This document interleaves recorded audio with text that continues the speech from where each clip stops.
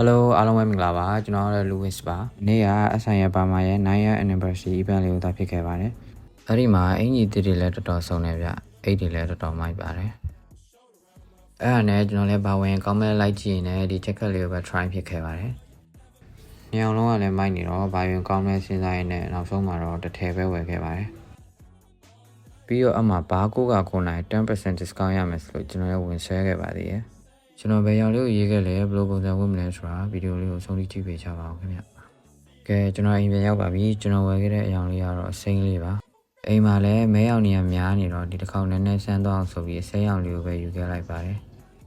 ရှုံကြိုးလေးလည်းပါတယ်အသားလေးလည်းတော်တော်မိုက်တယ်ဗျဂျက်ကက်တွေကပြင်မဝယ်လဲဒီဈေးလောက်ပဲဆိုတော့မစိုးဘူးလို့တော့ပြောလို့ရပါတယ်ပထမလို့ကတော့ street wear ပဲသွားရပါတယ်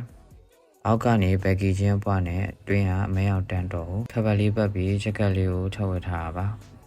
တကယ်ချင်းရင်လည်းနိုင်အောက်ထွက်တာဖြစ်ပြင်သွားတာဖြစ်တော်တော်လေးထားချနေမှာပါပို့ရှေ့ပေးနေရင်လည်းဝတ်နေကြ range နဲ့အခြား accessory တွေအောင်ဝတ်ဖို့မေ့သွားတယ်ဒါတော့ဒီချက်ကက်လေးကတော်တော်ထားချနေရအားလုံးလည်းမြင်တဲ့အတိုင်းပါပဲဒုတိယပုံစံကတော့ casual ဖြစ်အောင် pure tan ထော်လေးကို violet pink အမဲအောင်လေးနဲ့ထည့်ဝတ်ထားပါတယ်ဆွဲအောင်ဂျက်ကက်လေးကဖြူမဲနဲ့တွဲဝတ်လိုက်တဲ့အခါမှာပိုပြီးပေါ်လွင်သွားသလိုခံစားရစေပါတယ်ဒီလိုနှစ်ခုထဲမှာဘယ်ဟာကိုပိုကြိုက်လဲဆိုတာ comment မှာပြောခဲ့ပေးပါအောင်နော်ဗီဒီယိုလေးကိုဆုံးဖြတ်ကြည့်ပေးလို့ကျေးဇူးများတင်ပါတယ်ဗျ